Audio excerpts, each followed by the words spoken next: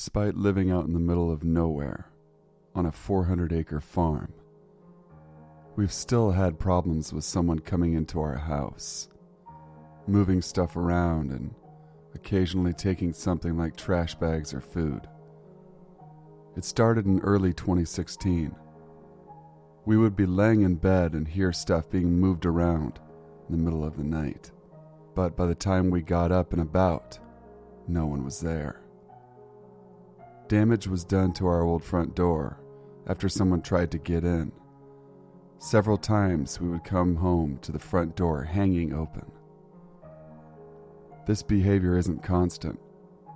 It actually only happens once, twice every couple of months. Last month I heard a car door shut in the middle of the night, and when we checked the lights were on inside. Our motion detector lights outside are tripped at all hours of the night. Well, I saw this person for the first time last night. It was only a glimpse, and they were wearing dark clothes. By the time my husband got out there, they were gone again. I don't know where they go, but they always run. We hear them running sometimes, down the left side of our house out towards the field. There are woods beyond that. Okay, today I had my music playing over in a speaker in the kitchen while I jumped in the shower. Not 4 to 6 minutes after I got in, I heard my music shut off suddenly. I had a really bad feeling, but I also felt like I should just stay in the locked bathroom, and I'm glad I did. My music had been paused, my phone moved completely, my front door was hanging open, and there was mud on my floor. I've always had an issue with anxiety, and I'm kind of a paranoid person anyway, so it's super hard for me to attempt to stay calm. My husband will be home soon, and keeps texting to make sure everything is okay, and I'm not stressing too bad, because it's not good for the baby. So creepy guy who's been stalking my house and doesn't like music, let's not meet again. Well, first of all, I'm sorry if my English isn't the best, but I'm from Italy, and I learned it on my own. This is my first time writing here. I'm going to tell you this strange episode from my childhood. I was 9 to 10 years old. I used to go to school on my own, just walking. It wasn't that far, like a 10-minute walk. Every day I went the same way. It was the shortest, but it was isolated. I was walking alone as always, when I noticed a police car coming on my left. There was a middle-aged man, obviously a policeman, who slowed down and started talking to me. He said something like, "Hey kid, are you going to school?" And I said yes. He kept driving near me and asked if I wanted to get in the car so he could take me to school faster. I said no, and that my mom always told me not to talk with strangers. He said, "I'm not a stranger. I'm a policeman. You can trust me." I thanked him and told him there was no problem because school wasn't that far. He insisted.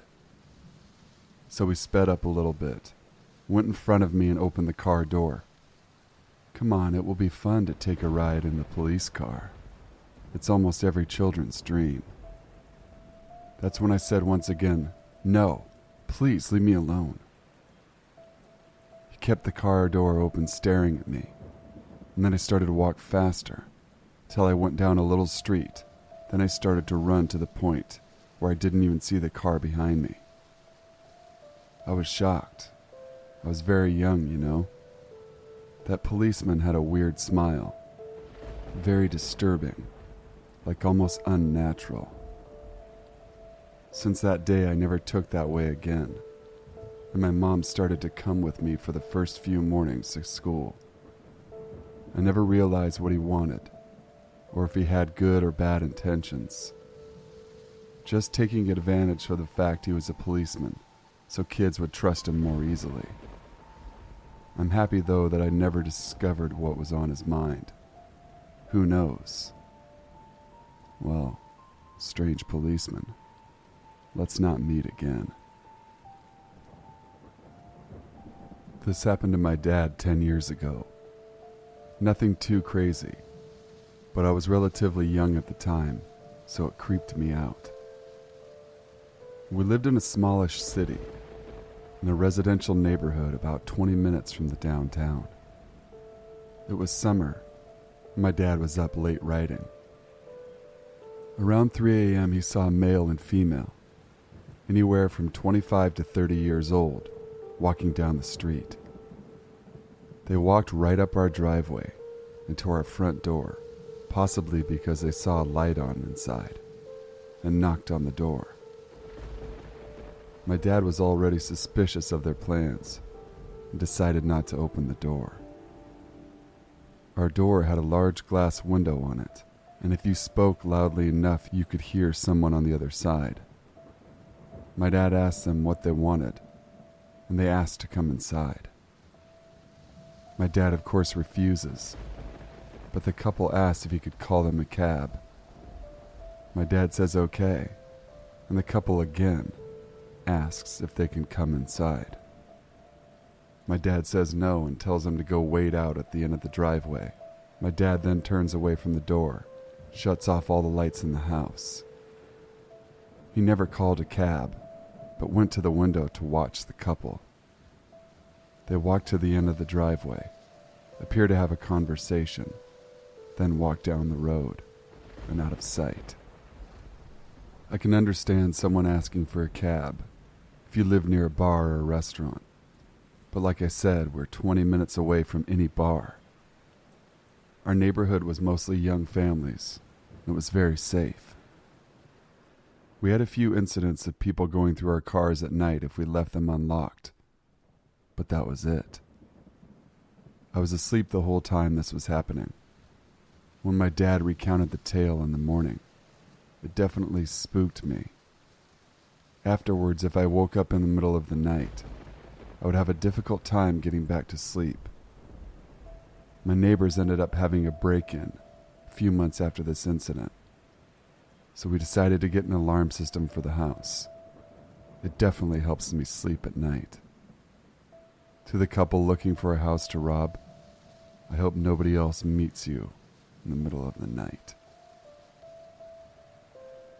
This happened about 2 years ago. I'm a 21-year-old female, and I was a junior in college, living in a small apartment off campus with one female roommate. We were both busy students and rarely home at the same time. One afternoon, I was sitting at home by myself, working on a project. A white truck that I didn't recognize pulls into the parking lot, which I can see from my window. I think nothing of it until I hear a knock at the door.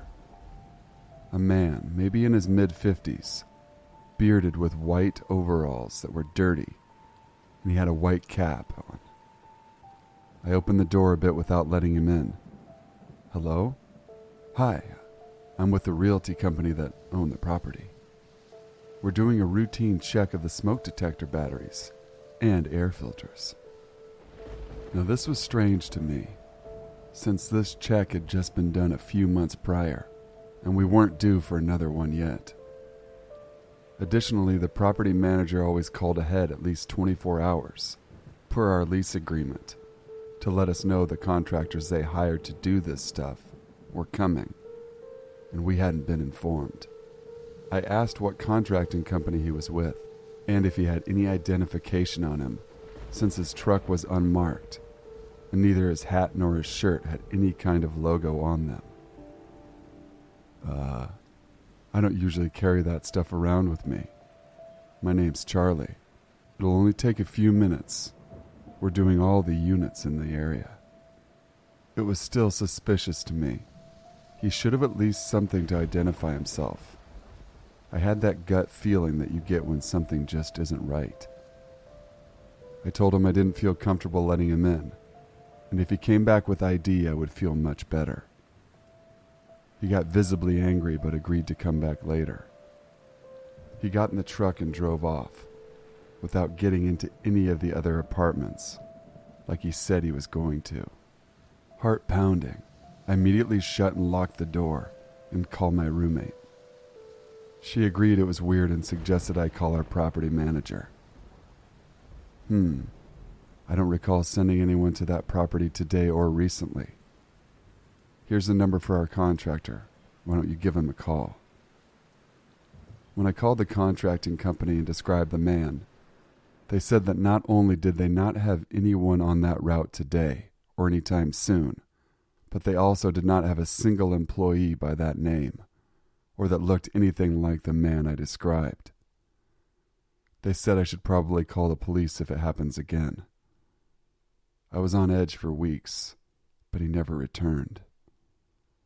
I don't want to think about what his intentions were. Entering the apartment of a college girl all by herself. Creepy contractor. Let's never meet again. Thank you guys for listening. Please make sure to comment, like, share, and subscribe to the Sinful Society. This is a Sinful Savant. Thank you for your support, kind words. Plenty more to come in 2018. You know what to do. Stay sinful.